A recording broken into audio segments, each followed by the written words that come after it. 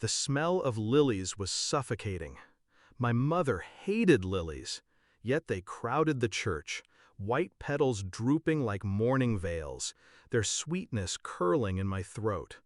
And then I saw her, scarlet dress, crimson lipstick, clutching my father's arm like a trophy she'd just won. She leaned in, her voice carrying just enough to slice through the hushed murmurs. She was cold. Now I'm the one who warms his bed and his heart. I didn't look at her. I didn't need to. My fingers tightened around the folder inside my bag, feeling the stiff weight of the inheritance papers. The truth was a weapon, and today I was loaded. But I wasn't going to fire just yet. When I was 12, I thought my father was a hero. He kissed my mother's cheek every morning, fixed the squeaky kitchen cabinet, and told me stories about how they met. She'd laugh quietly while he spoke, but there was a sadness in her eyes even then. I didn't understand it until years later. The first crack appeared when I caught him on the phone late one night, voice low, words soft, in a way they weren't with her. I told myself it was business. It wasn't. 2 years ago, my mother's hands began to tremble. The diagnosis came quickly, too quickly for hope to catch up. Through her chemo, through her pain, he was absent, always at meetings. It was her hospice nurse who told me.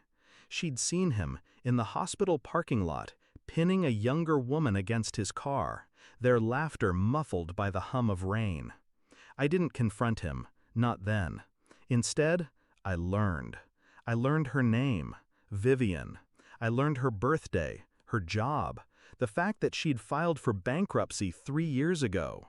I learned she had a habit of posting about expensive dinners she couldn't afford. I learned she had debts. And I learned my father had been paying them off, using money from the joint account he shared with my mother. When my mother died, I stayed silent. I let him believe grief had dulled me. But behind that stillness, I was moving pieces across a board he didn't even know existed. 1 week before the funeral, the will arrived. My mother had signed it 3 months before her death, her handwriting shaky, but her intentions sharp. Everything was to go to me, not him, not his mistress. When he realized, he called me in a voice coated with forced calm. "We'll talk about this after the service." I told him, of course. Back in the church, the eulogy ended. People stood. I stayed seated.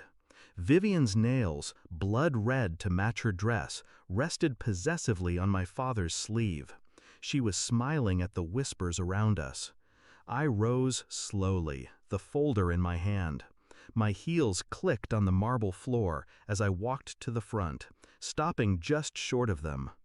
"Before we leave," I said, my voice cutting through the rustle of coats, "there's one thing my mother wanted everyone to know."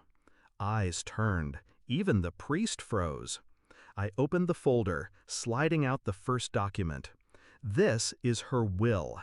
Everything she owned, including the house, the business, the savings, goes to me. I let the words settle.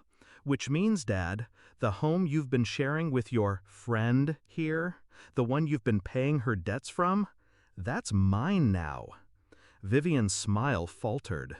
My father's jaw tightened. I took another step closer, my tone almost kind. "And Vivian, I'm sure it'll be awkward for you moving back to your apartment over the liquor store, but don't worry, I hear the landlord finally fixed the heating." Her face drained of color. She knew. She remembered that I knew.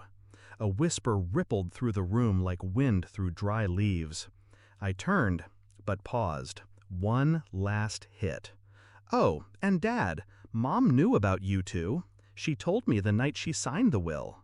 She said, and I quote, 'Don't fight him with rage, fight him with the law.'" I walked away before he could speak. 2 days later, they were gone from the house. Her red dress never touched my kitchen chairs. His car was gone from the driveway. The silence in the rooms felt clean. Justice doesn't always roar. Sometimes it's the quiet closing of a door behind the people who thought they'd win. And as I stood in my mother's garden pruning the roses she loved, I thought about the look on Vivian's face when she heard that one name. It wasn't hers, it was mine, and it was the only one that mattered.